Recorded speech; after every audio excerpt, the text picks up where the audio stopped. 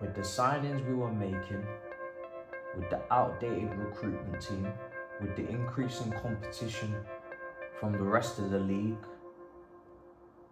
the increase in manager quality around the league, and more money available to others as well, we were always destined to drop down the table.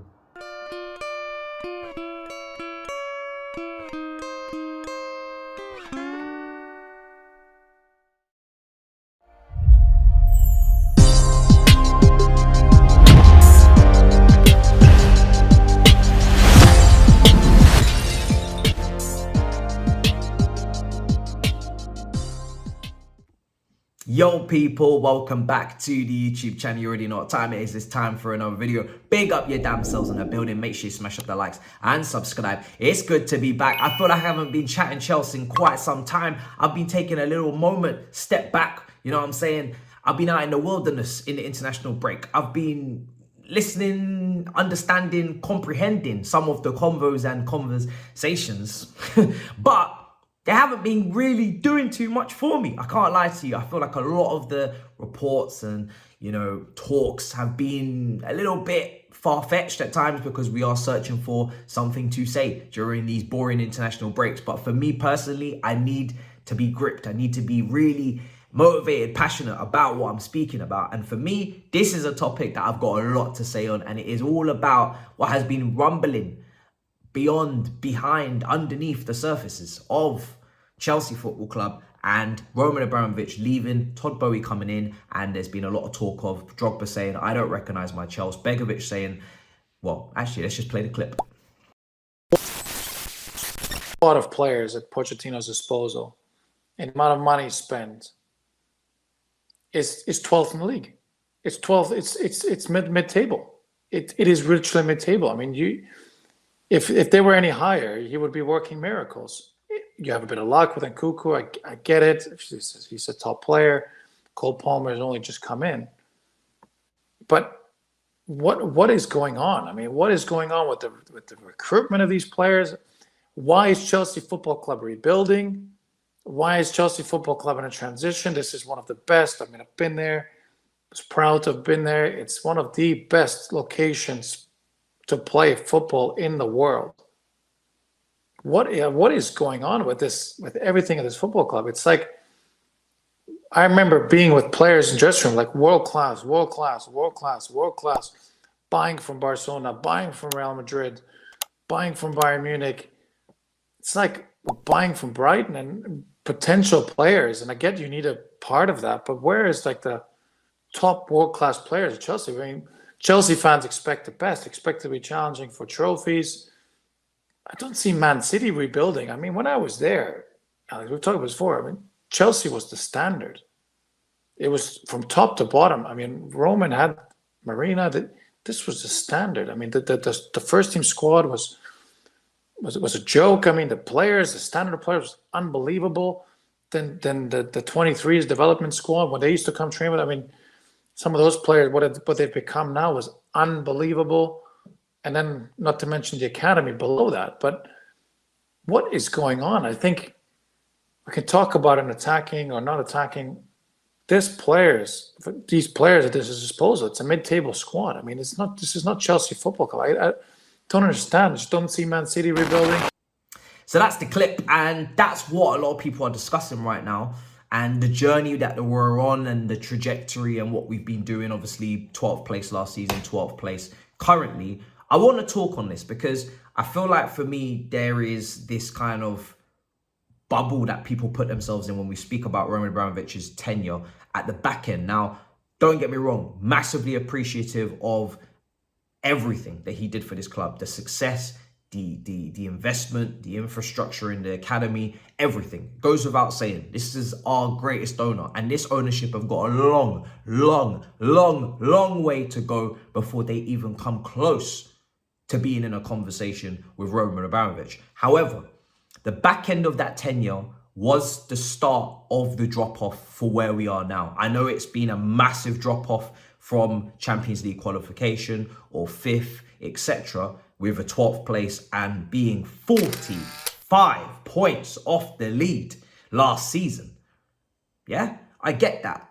One of the worst league campaigns since the early 90s. But let's not pretend it was all rosy, all cozy when Roman was in and Chelsea were operating in their usual higher fire manner before the disownership came in. Chelsea, since 2017, have not competed for a title. They've not even come close. So the standard that we talk about when we talk about Chelsea and what Begović is alluding to, right, which we're going to get into it, break it all down, the standard of winning, that was not in existence at Chelsea in the league since Conte's 2017 league winning campaign. 17-18 league, Chelsea finished 5th, Conte's second season, 30 points behind Manchester City in 5th place. That's not the standard. Chelsea in 18-19 under Sarri, first season for him. Chelsea finished 3rd, 26 points off Manchester City. That is not the standard. Chelsea in 2020-21, 19 points off the lead under Frank Lampard. That is not the standard. 21-22, Chelsea, 3rd place, 19 points off the lead. Once again, that is not the standard. Chelsea consistently have been way off the pace in the Premier League for the last God knows how many years. You'll calculate and count yourself, right? I've gone through it. So yes, we have dropped off from even that, but that is not the standard. Being off the pace, but in the Champions League and qualifying is not the level. That's not what we have done. That's not raising the level. That's not setting the pace. That's not what Begović is alluding to, right? He's alluding to the Chelsea of old, the Drogbas, you know, the Lampards, the Terrys, the league winning campaigns, the Costas. That's not the Chelsea that was at the back end of the Roman Abramovich era. And there's reasons for that. Football did start to move in a direction that we were not keeping up with. So that's the first thing. Now, of course, in that time, there is some European success. There's a Europa League. It's great to see, but it's a competition that we shouldn't really be in the first place. But still great for the Wikipedia and whatnot. And then the Champions League success for Tuchel, which was fantastic.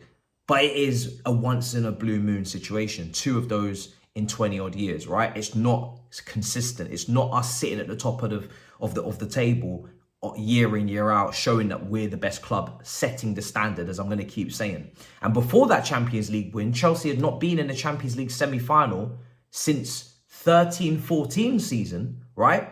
Under Jose Mourinho, where we were knocked out to Atletico Madrid. So one of the league campaigns, we weren't in Europe at all. That's not what we're trying to do, right? We have not been competing at the top end consistently in this time. It's just clear. We've had our flashes, we've had our moments, right? We've had our Champions League win, we've had consequently Super Cup win, Club World Cup win. These things have come as a consequence to the Champions League win. But we've also lost 5 Wembley finals in a row. We've also failed to come anywhere close to the league leaders. So the Chelsea that we talk about, it's not directly linked to Roman. It's also linked to correct investment. It's linked to buying top quality players. And I'm going to get to that because Begović talks about Chelsea buying world-class players. And now we're only buying the likes of, you know, young players from Brighton, as quoted, he says, etc. I'm going to go through it. But we've also got to go through what was left behind, because that is the only way you can judge Bowie is what was left behind. On the screen now, I have the team that played against Watford in the final game of officially the Roman Abramovich era. He was already out at that point, but Bowie had not come in and he had not had his imprint in the transfer market. Take a look at that team. You're seeing Saul Niguez's, you're seeing Kennedy's. No problem. Chilwell comes in off the bench. Christensen was out ill. Timo Werner, Kai Havertz, Ziyech. Look at that team. Aspilicueta coming towards the back end of his career. Do you see many world-class players here? No. No. There's no world-class players here. This is a team on the decline. This is a team that is, yes, maybe qualifying for Champions League. That's not good enough. That's not the standard. We're trying to win. This team is not winning consistently. This is a team full of big flops, right? If you really go through it. Lukaku on that bench as well. So who signed Lukaku? Previous regime. Who signed Kai Havertz? Previous regime. Ziyech, previous regime. You take a look at, we talk about world-class players coming in from Bayern Munich, coming in from Real Madrid, Barcelona. This is what Begović is saying. So, okay, let's talk.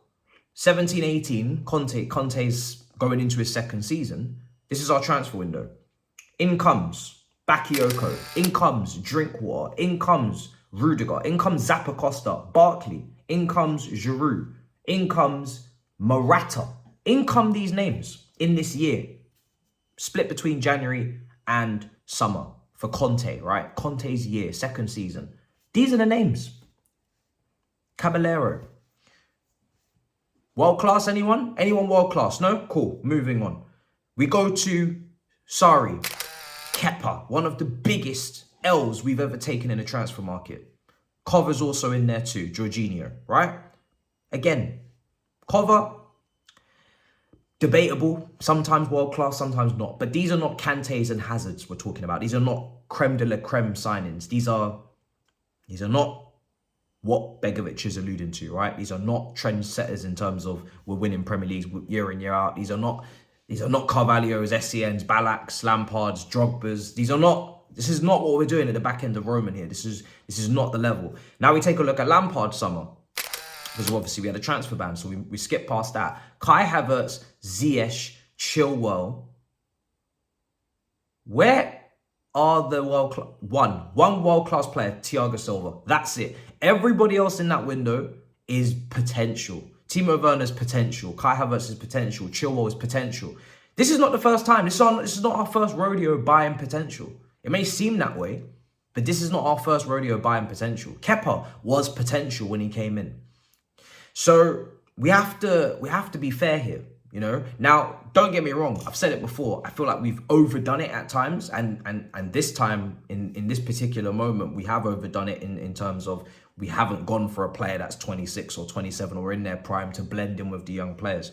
But this is not our first rodeo. Now, going into Bowie's, you know, and I'm not even going to get into the Lukaku transfer window where we sold half of Cobham to bring Lukaku in for 100 million, which is probably the biggest bust in Premier League history, and definitely in our history. He's surpassed Kepa, because at least Kepa's contributed. Lukaku's one of the biggest busts. So as I keep going through these windows, does it look like an upward trajectory is happening here at the back end of this era? It's not. It's not an upward trajectory. It's a trajectory of poor signings. Ziyech didn't work out. Havertz didn't work out. Timo Werner didn't work out. Multiple managers, revolving door.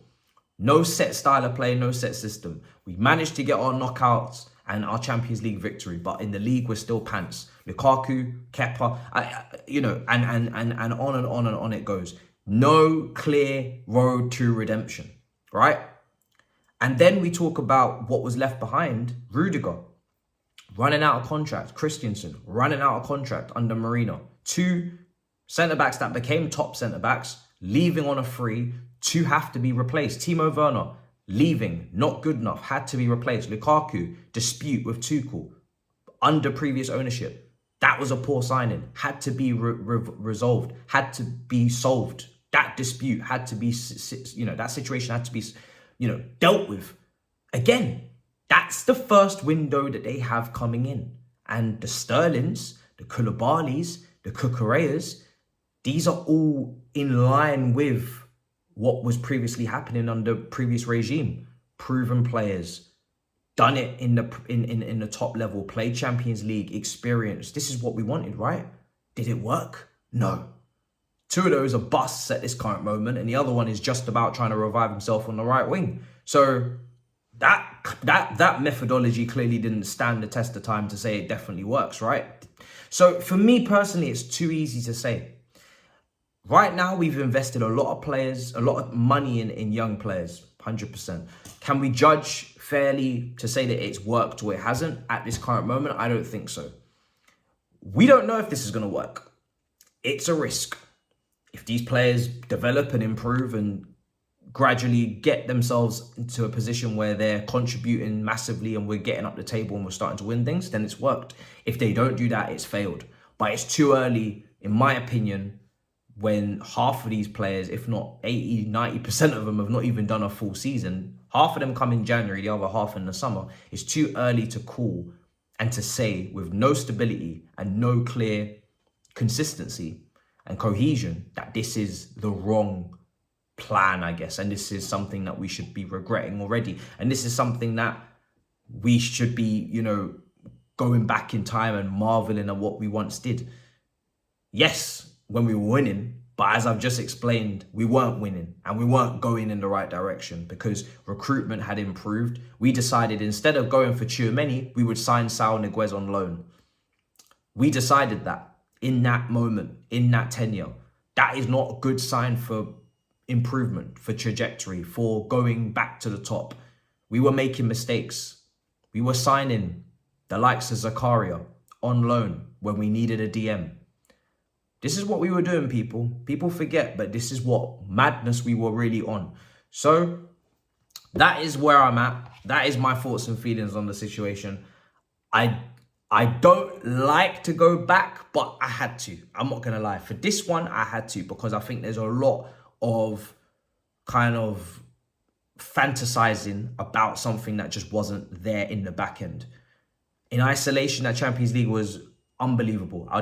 It's why I respect Tuchel so much. Even though he may have made his own mistakes, he wasn't looking like he was going to build a squad for the long term. He had question marks about his talent ID, but I still appreciate that Champions League win because it's a rarity. It's something that comes literally for us twice in 2 decades. However, take that moment out in isolation, those knockout games, those 6 games, whatever they were, and put it into a 38-game season and put it in those cup finals where world-class players would have delivered cups, but we didn't have world-class players, as I've just explained. We signed a lot of players that flopped. We had a lot of young players from Cobham because of a transfer ban. Put it all into context and understand that, yes, we're not doing great right now, but we weren't doing great anyway. We weren't winning consistently. We weren't challenging for the league. So we had to rebuild. Is this the right way to rebuild? Maybe, maybe not, but we're about to find out. You let me know what you think in the comments down below. Big up your damn selves in the building. And I'll see you guys next time. In a bit, people. Peace.